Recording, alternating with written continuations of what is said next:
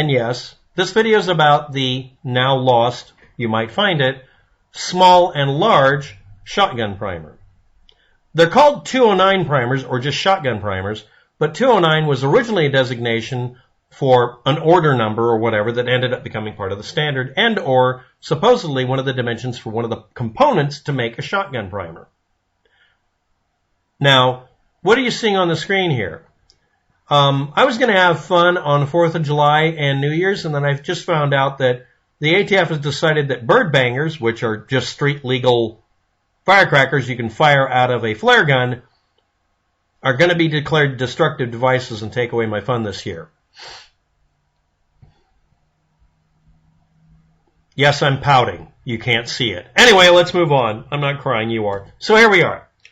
Standards. The Berdan primer versus the Boxer primer. A Berdan primer is made in the past by taking a sheet of metal and taking a piece of wood. A sheet of metal is a thin piece, foil in some cases, and a metal punch. The metal punch is driven into the wood quickly and smartly to make a dent. And usually it's hooked up to some sort of mechanism so it'll always hit the same spot. Then, underneath this, you place the sheet metal, aluminum, brass, copper, whatever, and you tap it. It needs to be soft enough that when it's hit, it will deform and crush a explosive mixture called a priming compound. It's just listed as mixture here. Anyway, once you've done the forming of the metal, you then pull it off and very carefully clip off with a set of nippers a roughly metal cup or primer cup shape like you see on the Berdan on the right. Now, one of the quickest innovations to this, the two of them that happened is, people then decided to make much more extruded versions and use them as cartridges, which is where we get the .22 caliber rimfire cartridges from. And there are variations of this that would just integrate a small piece of the bullet sticking in to act as an anvil when hit by the hammer of the gun, hence anvil name. Or they would use a crimping device to form this into a crimped shape, put the compound in it, and make what we now call rimfire. And then you'd hit the edge of it on the rim of the cartridge rather than the center. Now, the other version of this, if you're not aware of it, besides this innovation, just making this really easily, cheaply made primer, aka a cap gun cap or a percussion cap. One of the innovations about this was to make it toward an integral anvil made out of a stiffer metal, usually steel, thin steel, that was shaped like a three-leaf clover and punched out almost the same way. Then that made an extra step, made it expensive, but it meant that you could make the cartridges cheaper. You'd make a cartridge, drill a small hole called a flash hole, one of them, and then drill a larger hole as a primer pocket to fit your primer. This type over here has an integral anvil, which is done using a different piece of tooling. It removes less metal, makes a tougher base, but you have to drill two holes. And if you're using the same amount of priming compound between them, they technically have to be more holes and smaller diameter. Depending on how you're doing this, it works out better for whatever you're doing. Most casings were brass, and most primers were copper or, in some cases, soft annealed brass. And the anvils can be steel or other materials or bronze. But the point is, this was to make it cheaper, more reliable, and waterproof. Now, let's move forward. From our Berdan primer, we end up with also the .22 rimfire. This is a very long, deeply extruded cup. It's upside down in this case. And then they would crimp the edges in to make the classic .22 caliber rim. And then they would put the priming compound in and then spin the thing fairly rapidly in some cases on a little machine that spun thousands of them or hundreds of them with the bottom down, obviously. And it would get into the rim so that when you crushed the rim, it would set it off. Now, you may have noticed also that, well, you could still use these as percussion caps on a gun. I also should point out, if you're not aware of it, the .22 caliber rimfire long rifle cartridge, the bullet and the cartridge are the same diameter because they make the base of the bullet slightly smaller than the rest of it so that you can fit it in the rim and crimp it, and then you also crimp part of the lead or whatever it is over the edge. Just pointing that out. Now I'm going to point out the next thing. This is a flare launcher for 15 millimeter flares. This is an actual flare itself. It includes an integral plastic or metal casing. It has the object that fires out that it's a flare. And then it has a propulsion charge and igniter In this case, it looks like a .22 caliber rimfire jammed in there. And it is. It's a .22 short magnum casing, because this can also hold a centerfire shotgun primer.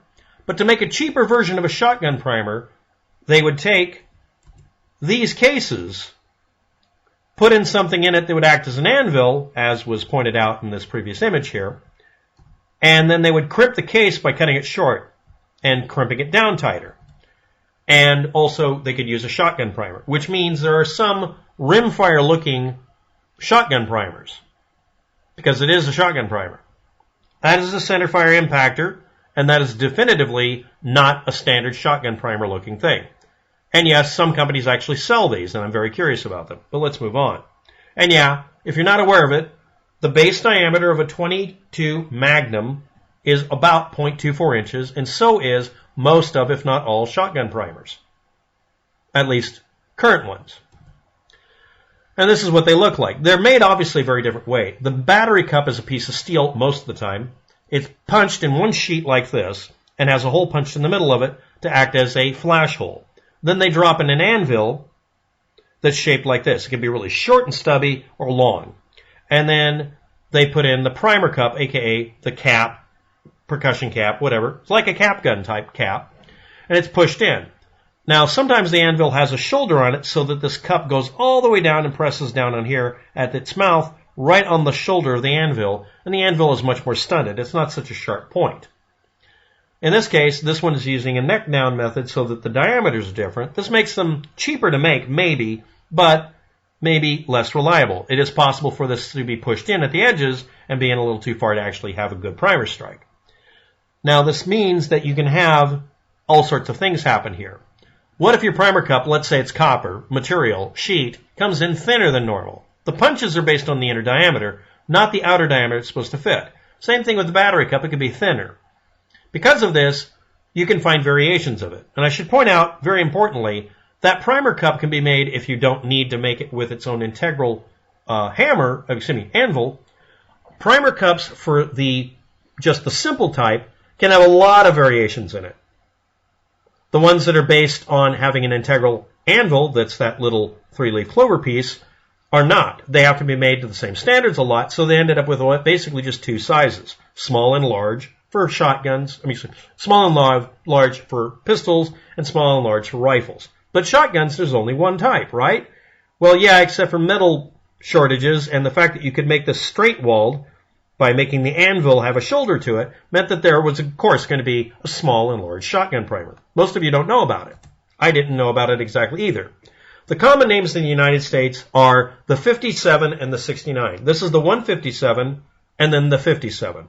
These are the smaller diameters. Instead of being 0.24 inches at the base right under that rim, they're 0.23 or other. Let's move forward. We have some that are 0.23 or actually 0.227 because that's the primer pocket diameter in the shells they came out of. They also almost always have nothing protecting the powder from it, so they have an open flash hole, so you have to use really large grain or flake powder with them, but that's not relevant. The 69, the 57 star specifically, that's what it says in the upper left, and the number 157s all have that pocket size diameter. And people do measurements in their bag of them and find sizes that don't quite make sense. So I went looking more. This is the table, obviously altered by me for this video, that shows the diameters. The depths of them work out to almost exactly 0.3 inches. They're hovering around it so much that you should just assume they're 0.3 inch deep. The diameter at base was mentioned to be the one that's used most. And as you can see here, we have a consistence of 0.228 in Remington, CCI, Clean Bore, and others of the 69, 157, and 57 star shotgun primers. 0.228, or almost exactly 0.23 or 23 caliber. Esque. Now you might see some rumors of European Union shotgun primers being much bigger or much smaller than the ones we have in the United States. This is based on confusion with, if you're not aware of it, all the blank cartridges out there that are made using very simple methods of just taking a 22 caliber short cartridge, which is small diameter, or a 22 Magnum, and cutting it short and using it as a primer by just jamming an anvil in it and just crimping the end and calling it good. That's literally where this came from. Some of them do or do not look exactly like standard primers that you've seen so far. Some of them just look like the ass end of a 22. Standard shotgun primers are .241, .242, .243. They hover around .24, and that's the size diameter that you crimp for or resize for in your shotgun shells. Now, then you'll see this right down here where it says some of them measured at .219 and .210, which means somewhere out there are some off-sized ones, obviously most likely caused by metal shortages, that have a larger variation. So that means somewhere in the world, shotgun shells had primers that were measuring .24, .23, .22, and .21 inches. Now we move on to something completely different. Totally unrelated. I found out on Amazon, one of the companies that was making 22 rimfire is selling its old stock of metal tubing or something, because there's some 5.5 but not 5.56 millimeter, or 22 versus 223 outer diameter metal too. And the inner diameter is 5.1 millimeter. And yes, it's annealed brass, which means it can be resized up or down. See also 22 long rifle base diameter for the cartridge, aka the maximum diameter on the outside, is 5.7 millimeters, or 226. 22 Magnum is .24. Yes, it's 242. It's virtually the same thing as what a shotgun primer would be currently. And look, there's an outer diameter that's .24. That brass tubing could be used as a baseline, not that I'm thinking about it, for making custom-made shotgun primers that would be really cool looking and maybe more serviceable. And also, gee willikers, that's almost exactly right for making 22 Magnum. Did I mention the company used to make 22 rimfire cartridges? Anyway, and also the inner diameter is 5.6 millimeters, not 5.56 or anything. And you could obviously neck it down, and yeah, someone's selling old stock for making rimfire ammo or something. It does look like it, doesn't it? I mean, actually rimfire ammunition is done from a sheet of metal and punched, but it's the same company, so I'm kind of wondering, or it was anyway, that's where they got the stock from. So let's review. The ATF took away my fund for New Year's and 4th of July. There's a weird story about Bird End versus Boxer. You can go look it up. It's not relevant. But the plain truth is something simple to something slightly more complicated to something out of place looking to something very convoluted to something out of standard to having two standards, to having, it looks like, 1, 2, 3, 4 different sizes for shotgun primers, to us looking on Amazon and totally not looking up crazy ways to make my own 22 Magnum centerfire because I want to have a velo dog.